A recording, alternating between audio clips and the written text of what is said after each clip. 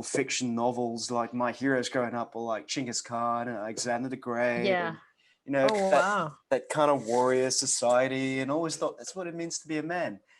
And then as you get And a older, woman, and a woman. and a woman, right? Of course, after seeing childbirth, there's no way I could have done that. And my wife knows it too. She's like, yeah, there's no way. I was like, wow, too much. Yeah.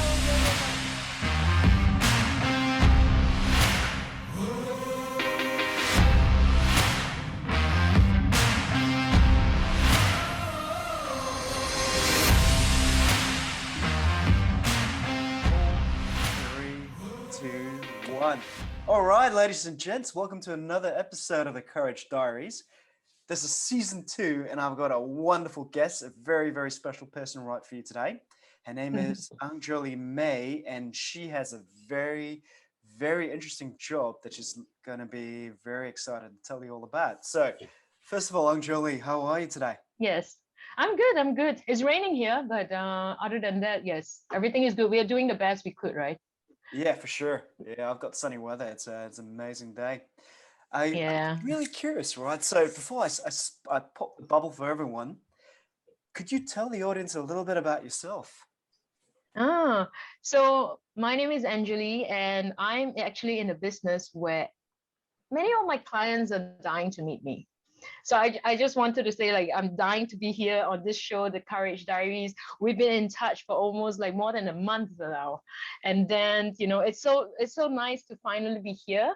So I hope now, you can guess what my job is. I'm actually a funeral director. So my work consists of helping families to go through with the funerals, the farewell for their departed loved ones. And, from A to Z, we will be taking care of everything. There's a bit of difference between how you do it in the European countries and in Singapore. But a lot of times people sort of describe us as an events planner. If you look at it, funeral, it is an event. It's an eventuality. We have to come to this point in time. And as I always say, we have different journeys, but the destination is always the same. Yes. It's beautiful. And I guess that the question I've been really wanting to ask is like, how does one even become a funeral director? I mean, you don't really get a diploma in that, right? In school, I think. Or is there? Oh, no. Interestingly, in other countries, like example in United States, you Yeah. do need to get a degree in mortuary science. Wow. And then you need to intern for a funeral, in the funeral home for a year, and then sit for the state licensing exam. But in Singapore right now, there is still no licensing, no education. There's no school in Singapore to do funeral directing. So actually a lot of my, I do have a certificate in funeral directing, but I have to get it in Canada. So Wow. I have to do distance learning. Yeah. So because there's still no school, I always say, not yet, right, in Singapore. Yes. Yeah, let's hope in the future that we have an education institution. Is this something that you've always wanted to do? No, actually, so the story was, I am what you describe as an accidental funeral director. So accidental being 17 years ago when my dad passed away, I have to immediately delve into this industry. My dad is a funeral director, so he owns a funeral home. He started a business in the 70s. And when he fell ill, we didn't expect that his condition was going to be so bad. And we basically found out that he has 4th stage cancer, went through a surgery, and then he passed away because of renal failure from the surgery. So he didn't die because of cancer, but more because of the renal failure due to the surgery. And that was when I have to dive into this industry. And back then, I remember 17 years ago, it was very unheard of. Female funeral director in industry. I was like a woman in a man's world, and it was challenging time, I have to tell you. That's the truth of it. And my mom was helping my dad, but she didn't really want to be really involved in the operations. So I remember my first day at work, I immediately quit my job. I just graduated from university university with a degree in arts and social science, and I major in economics and psychology. And when my first day at work, I told my mom, I'm not going to be sitting in the office with you. I'm going to be going out with the boys to see what they do behind the scene. And I remember like the first departed that I people often ask me this question: how do you overcome your fear, being in touch with the deceased? And a lot of people think that just because my dad was in the funeral business, I grew up in the funeral home, but it's not true, because stereotypical Singaporean men, they always believe that this is an industry for males, not for females. So I was never asked by my dad to say, okay, over the weekend you don't have school, come and help me at my funeral home. Never. And that's why when I have to jump into the funeral industry, it was really sort of a brand new start, right? And the rock in our family has suddenly just departed. So a lot of things came to me. It was sort of a very dark space for me, where I have to figure out my way to climb up from this very dark space. And a lot of times, you do need a lot of courage, because I can't show my mom that I was grieving for my dad, because she's grieving even more than me. And I have to run the business. I have to help my mom. So the very first departed that I got very, very close with, I believe my dad really helped me a lot in advancing in this industry, because I was by his side when he took his last breath. So that really helped overcome my fear when I took care of the departed. And I always think of them as, what if this is my dad? How would I want to take care of him? And I use that concept until today. I still use the same concept of that perception to take care of the deceased. So that was how I, accidentally stumbled into this industry. Wow. I mean, there's so many questions that I wanted to ask. I'm trying to frame this question right, but what I want to ask is like, what was, if you don't mind me asking, what was one of your biggest fears when taking up this business? Oh, definitely. The biggest fear has always been whether I will be able to live up to my dad's name, right? Because his business was majorly his name of the name of his company is tagged with his name. So there were people who were spreading rumors upon my dad's passing that, my dad's name is Mr. Ang Yu Sing. So they were spreading rumors that, Ang Yu Sing has passed away, so his business is closed. So don't use his company, because my dad was pretty well known in the industry. So when he passed away, everybody just keep using, Ang Yu Sing is dead, so his business is gone. So we have to, and I have to come out to, I told my mom that we can't just sit behind the desk and not go out. We have to go socialize. We have to go to the bereaved family wake and just be there, just to be seen, right? You don't want to be out of sight, because out of sight, out of mind. And that was initially my biggest fear, I think, in jumping into the industry, whether I was able to do my dad proud, because I've never worked with my dad a single day in my life, ever. I did had a dream before where I was working with him, and it was just bizarre. It's a bizarre dream that I ever had, that and my dad comes to my dream once in a while. So that dream, and I knew immediately it was a dream, because I've never worked with him before. But in that dream, he was in the funeral home, and he was getting some things done. And then he said to me, he passed me a set of clothing, and he said, go and help him get dressed. And when he said him, he pointed to a casket, which was placed in the funeral home. So I walk over there holding his clothes, and I walk over there and I look in, and the person was my dad. And immediately I woke up and I was like, oh God, what is this message that my dad wanted to tell me? Like, does he need more clothes over in his afterlife? So then, I in the end, because it was near to, the Tomb Sweeping Festival in Singapore, so then we burned some clothing for him. Yeah. So I thought that was the message that he wanted. So yeah, that part I remember vividly, where I just wanted to do my dad proud. I think it's wow. Wow. Yeah.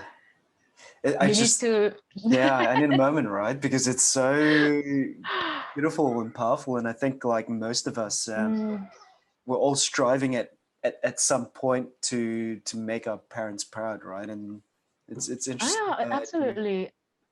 And you know, I thought I just to jump in on that we always want to make our parents proud. So I took care of a lot of children's funeral as well. So we can't avoid this topic, right? The fact that you know, death is a certainty, but when do you go is not something we can control. So I do take care of children who knew that their expiration date is coming. And it's just amazing when you hear the stories from their parents and from the nurses, the doctors, about what keeps them alive, what keeps them fighting on for the, you know, the last few days of their life, or last few months of their life. And when you hear it, you would just, it's exactly the same that I told you. They just want to make their parents proud. And they just want to hang on to that, you know, the last chance in life or last strength in life, because they want to make their parents happy. And when I heard that, I just, oh, I'm getting like goosebumps again. Yeah. Like, yeah, and I heard that, I was like, wow, that's so beautiful. Because in so many parents that I spoke to, and you know, nurses that I spoke to, the palliative care nurses, and they told me the same. Like whenever you ask them, like, oh, what would you like to do today? Oh, I want to do this for my mommy. I just want to see mommy smile. You know, mommy's been very sad. I want to make her smile. So it's just this innocence that, and they're not afraid of dying. To them is, they have never seen so much in life yet. So to them is, I just want to make mommy and daddy proud. I just want to make mommy and daddy smile. So I think, you know, you and I, we both can relate to it now, being parents, young parents. And that's so beautiful that whatever we want to do is just to make our parents proud, right? Yeah. I look back on my life now, and especially after having a kid, right? You start really seeing your parents in a different light. I think it blows your mind. Yeah. Yeah, exactly. Yeah. Well, I think you captured so much of what I wanted to ask. I'm just thinking. I guess I've got just a couple of last questions, right, before we close up. Yeah. But what do you think has been your biggest learning lesson? Like, I guess in In the last 6 months, maybe, or that you can. last 6 months, yeah, I think you know, we spoke about this before the program, where I'm a new mommy as well. I have a 18 months old girl, and I think the courage, you know, being a mommy, being a parent, it takes a lot of courage to allow your kid to be independent, right? I remember when she was starting to walk at around 8 months, she was like helping herself, getting to stand up, and she was like taking little steps. And there's so many times where you just want to be around her, but at the same time, you feel like, no, she has to fall. She has to learn to fall, and she has to learn to get up by herself.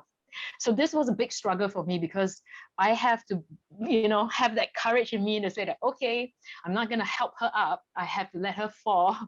And it doesn't matter how bad she falls, you have to let her fall, right? So there was this part of me as a mommy that I have to tell myself, like, okay, you know, and I always say that courage is not in the absence of fear. Is actually to overcome that fear, or to master that fear, and act on it. So I think being a mommy now, over the last 6 months, that courage has, and now that she's running even more, and when she's running, you feel like she's like leaping over, and so many times she just like poof right down on the floor, and you as the mom, you couldn't, you know, you just have to, yeah, bite your tongue, and like, it's okay, just pick yourself up, you know. You can't like, oh my god, what happened, you know. And that part, to me, being a mommy now, has also is a daily learning curve for me.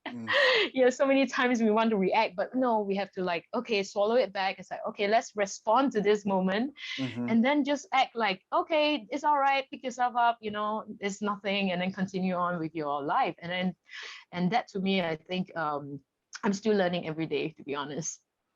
Yeah, I know what you mean. It's so hard, Yeah, especially when they're crying, and you just have to be exactly. patient, and you can't Yes. fall, right? Because if you do that, Yeah. that it's all done. Yeah, it's. Exactly. Like even when she started swimming, right? And Mm, well, we got her into swimming classes at 4 months old. mhm, And even now, like when she takes, you know, when she dives in and she holds her breath and she's trying to kick, mm, and the mommy in me is like, okay, she could do like 6 seconds. Let's hang on there. Let's try mhm. 8 seconds, right? Yeah, But then when she gets up, she starts to choke, and then you'll be like, oh my God, what did I do as a bad yeah, mommy?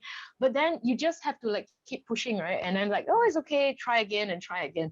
So yeah, I still struggle. Every time when she swims, yeah, that mommy in me, I have to like, okay, calm myself down and then figure out what I should do, how many seconds. And I'm like literally counting like, okay, 8 seconds. Like she can do 8 seconds now. Good. You will get there. You will get there. For me, it's like when I put her on the belly and she doesn't like that at the moment. She's 24 days and she's already after like Yeah, 10 seconds. And then the yeah. midwife tells me I'm not allowed to lift her until she really gets very uncomfortable, and you got to keep stretching that comfort Mm, zone, right? And I think exactly. honestly, it's one of the best gifts that we can give to anybody, that ability to Mm, stretch your comfort zone, because it's that only in that moment yes. you're really going to grow, right? So Yeah, yeah. absolutely. Yeah, I think that's the best way to help them learn and then live their own life because we are just here to guide, right? We can't really help them live their life. Exactly. Wow. Mm, So Angjolie, I've just got like mm, one last question pretty much, which is sure. if you had one message that you could send out to everyone out there, right? Just one thing, Mm. what would you tell them? Well, I think this is something that I often say to people that don't just add days to your life, but add life to your days. Being in this line, I've seen so many times. I have a book, Dying to Meet You, Hmm. and in 2017, I had the first edition. Great that is sold out. That's why I have my second edition. So I'm gonna send you a copy as well. Please do. And in my book, yeah, in my book, I talk about so many things that I've gone through in my funeral work, about the families, about the deceased, the stories that I've learned, and I'm still accumulating a lot of stories. That's why you see like the second edition is much thicker than the first Hmm. edition. So in my book, I talk about all the funerals that I've taken care of, some of the difficult ones. I even slot in one chapter about COVID chapter. And through this book and through these funerals that I have to arrange, I think the thing that I really like a lot of people to learn and use, these four phases that I call it four phases of life. And because we often don't say enough about it or enough to our loved ones because maybe because of ego. And these four phases is I'm sorry, I forgive you, I Mm, thank you, and I love you. I mm, think with this four messages during this COVID period, you can't see your loved ones, and things are just so vulnerable right now, right? And mm. I always say we don't want to miss a single day. So live life to the fullest, live life with no regrets, so that live life with no regrets. Yeah. Wow. I think this is the perfect time to close. This is Mm, amazing. I'd love to do a second part because I've had so many amazing sure. stories.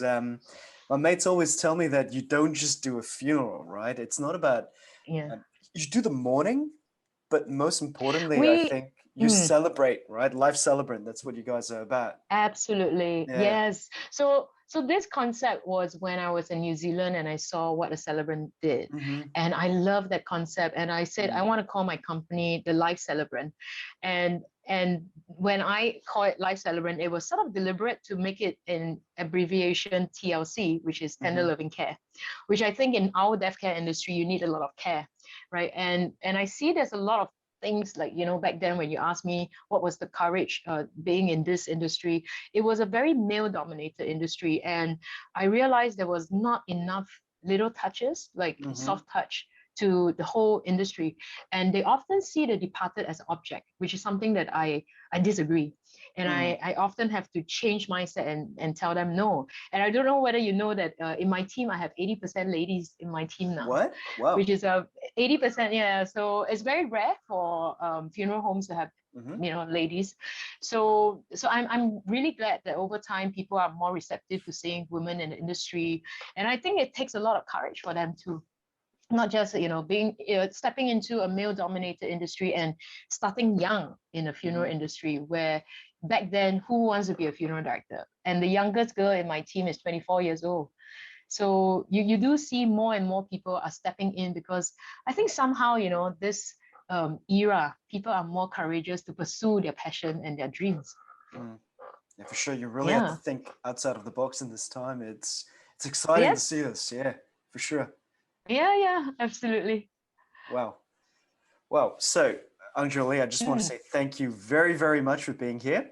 And Thank you. Yes. Really, my pleasure. And guys, if you want to know more about Angjolie, I've got a bunch of links just right below. You can check out her website. And if you want to hire her for something special, I would definitely recommend it. And also, please read a book.